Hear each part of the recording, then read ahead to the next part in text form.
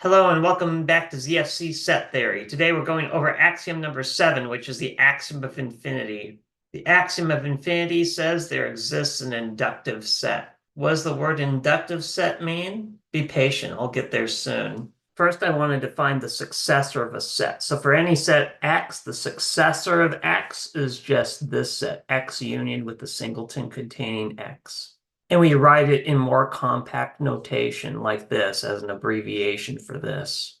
Informally, you can think of the successor of X as being kind of like X plus 1, except you can do it for stuff even if X isn't a number at all.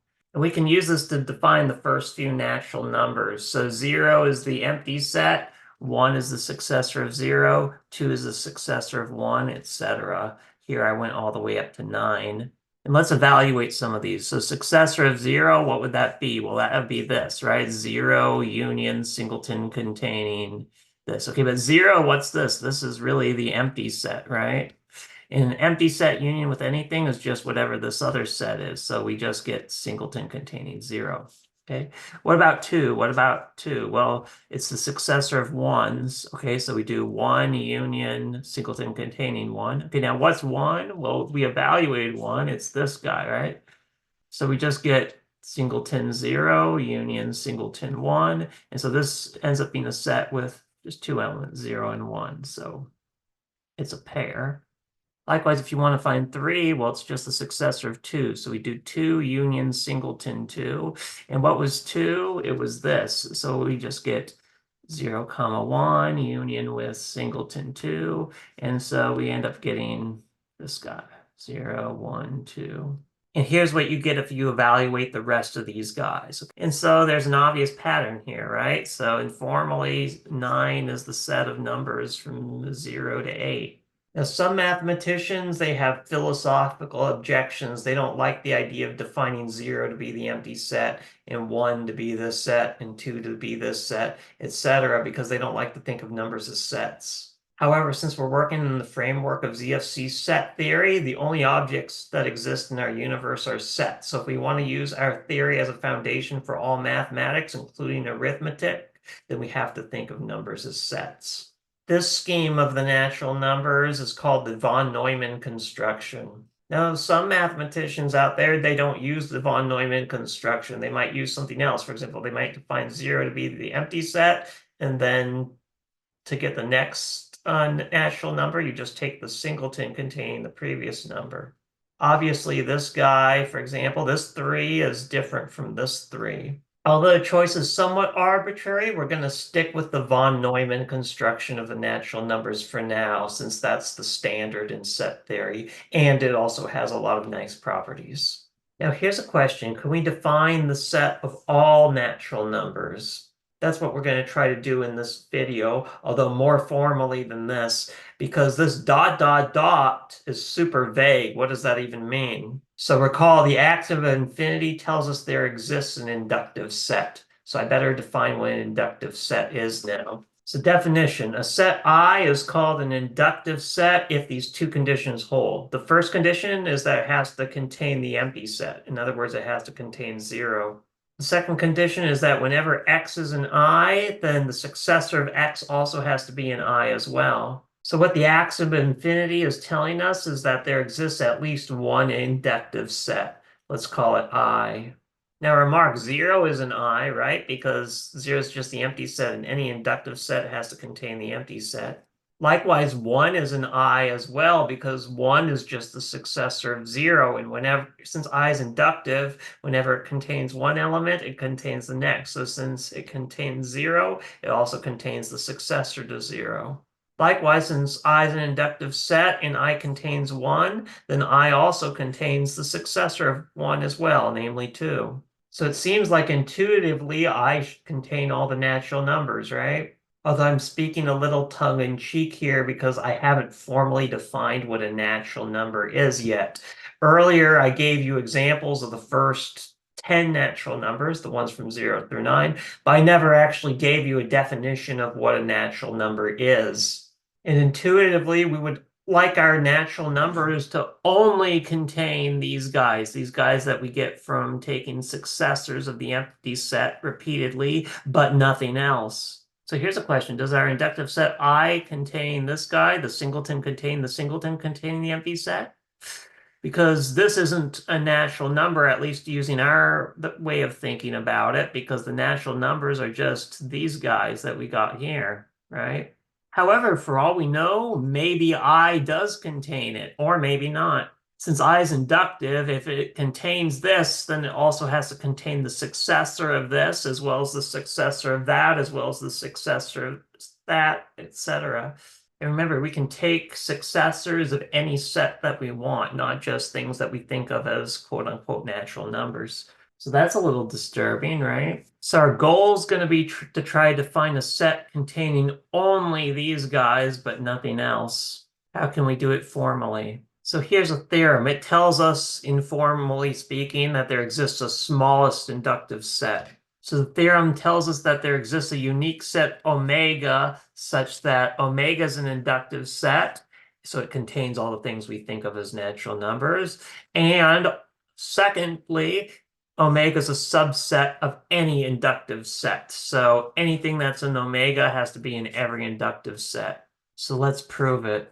By the axiom of infinity, there has to exist at least some inductive set. Let's call it I. Using the axiom schema of separation, we know that if I exists, then this set has to exist as well. So we'll call it omega. And by the way, we're taking advantage of the fact that X belongs to every inductive set. In principle, can be written in quantifiers formally instead of informal English.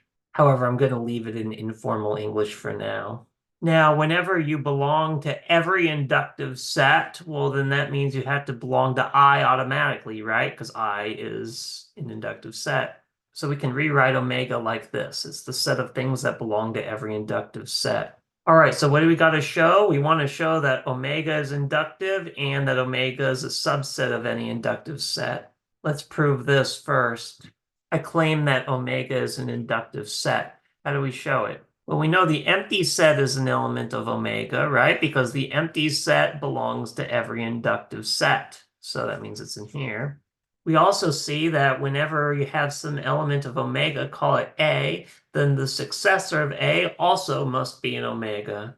Why is that? Well, saying A is an element of omega is the same as saying A is a member of every inductive set. And saying this is the same as saying that S of A is a member of every inductive set. Can you see why this implies this? It's because whenever an inductive set contains something, then it has to contain the successor as well. So if A is in every inductive set, then it follows that the successor of A has to be in every inductive set as well.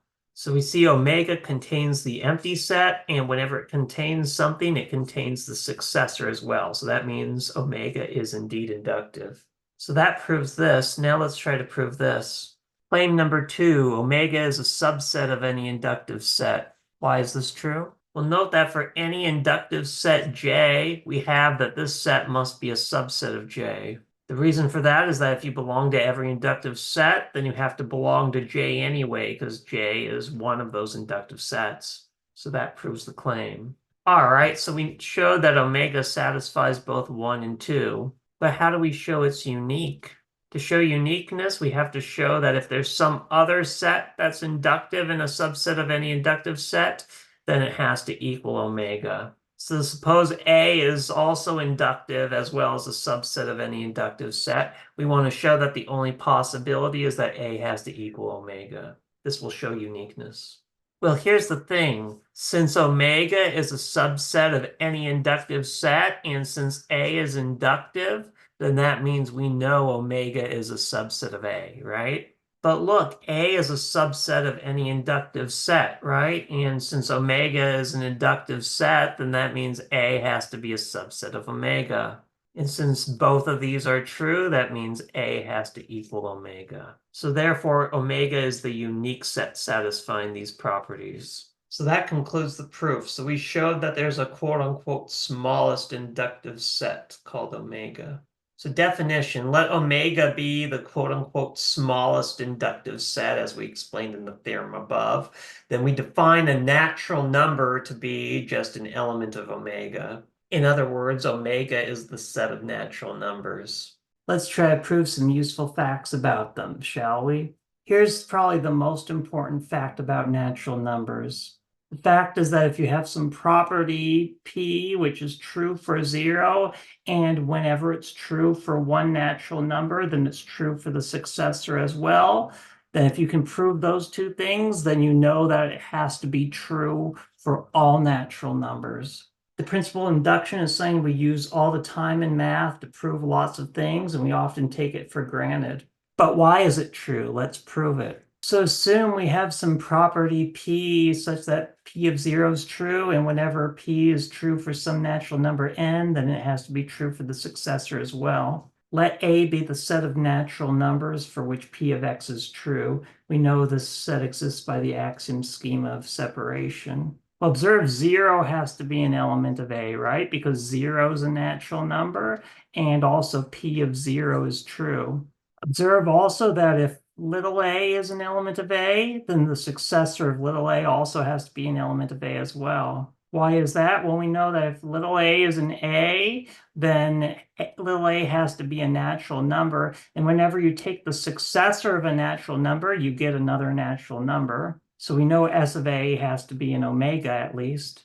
Since A is in here, we know that P of A is true. So since A is a natural number and P of A is true, then P of the successor of A has to be true as well.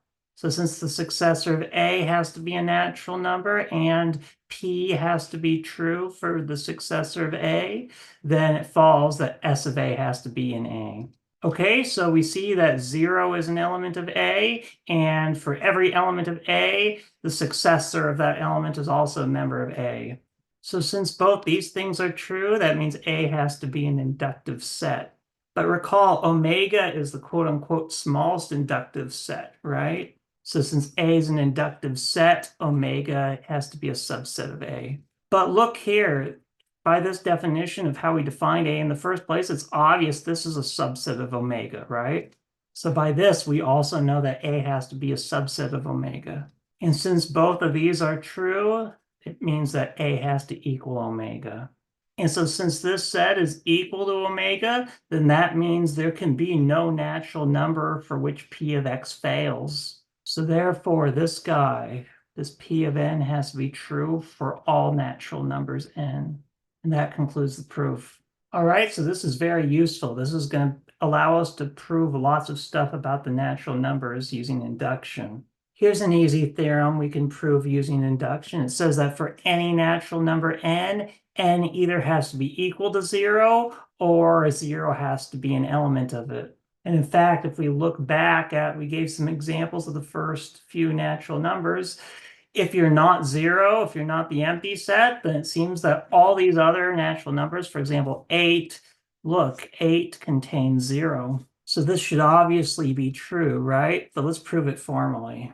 Okay, so let P of n be the proposition 0 equals n, or 0 is an element of n. So let's proceed by induction. First, let's do our base case. Okay, well, for our base case, obviously P of 0 is true, right? Because if you plug in 0 for n here, this or statement's true since this part is true.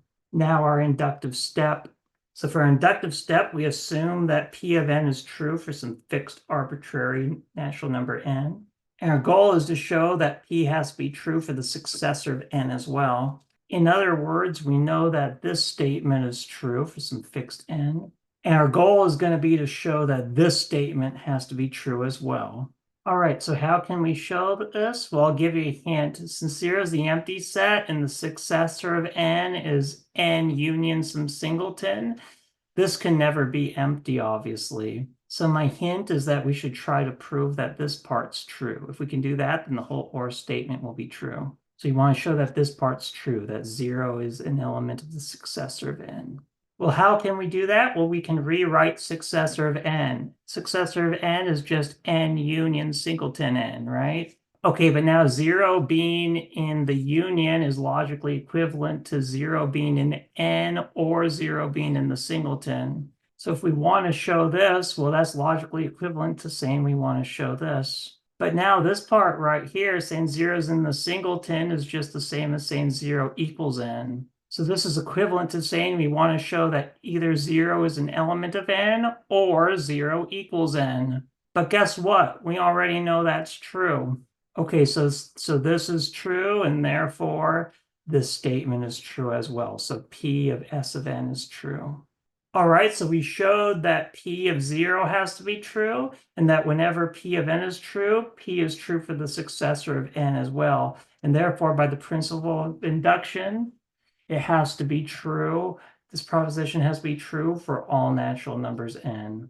Our next theorem tells us that if n is a natural number, then n has to be a subset of omega. In other words, every natural number has to itself be a set of natural numbers. For example, the natural number 7 is just this set, which in itself is a set of natural numbers. So let's prove this. So let's proceed by induction. Let P of n be this proposition. We want to show this is true for all natural numbers n. Well, for our base case, we see that P of 0 is obviously true because 0 is a subset of omega.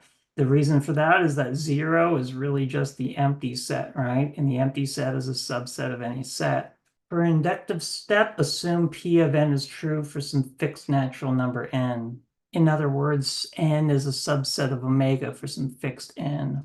And what do we want to show? We want to show that P is true for the successor of n as well. In other words, we want to show that the successor of n has to be a subset of omega as well. But now we can rewrite this. The successor is just n union singleton n, and we want to show that that's a subset of omega.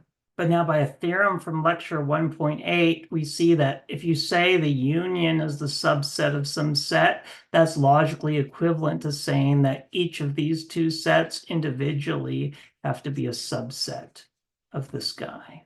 All right, but you know what? This guy right here, we already know that this is true, right? Because we already assume that n is a subset of omega. And what about this guy? Well, saying that this is a subset is the same as saying everything in here has to be an element of omega. And since this has only one element, this is logically equivalent to just saying that this guy, n, has to be an element of omega. But we know this is true, right? Because we already assumed n is an element of omega. So therefore, this is true, and therefore this must be true as well. So by the principle of induction, that means this proposition has to be true for all natural numbers n.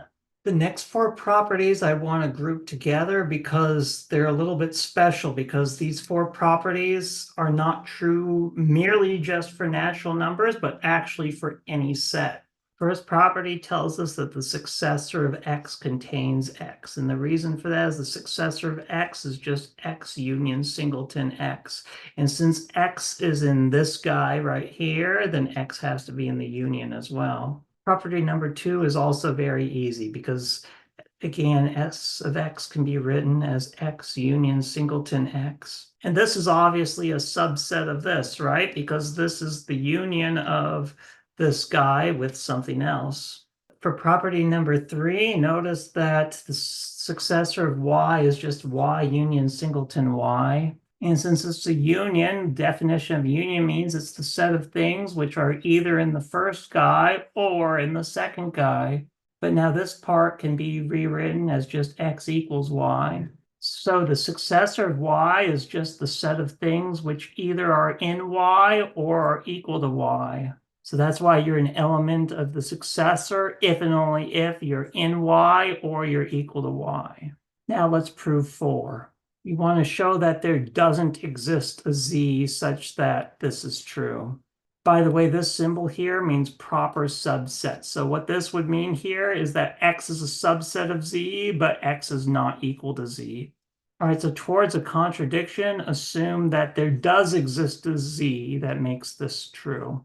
Okay, well, since they're proper subsets, meaning for one thing, they're not equal, that means z must have some element which isn't an x. Let's call it a. All right, so a is in z, but it's not an x.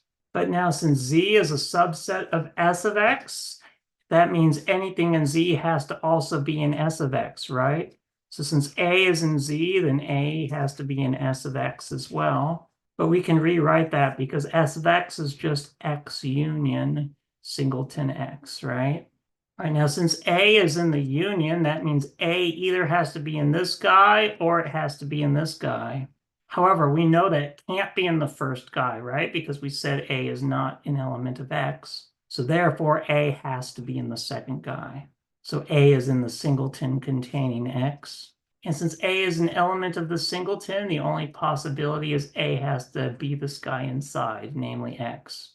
And what does this tell us? Well, since A equals X and A is an element of Z, that tells us that X has to be an element of Z.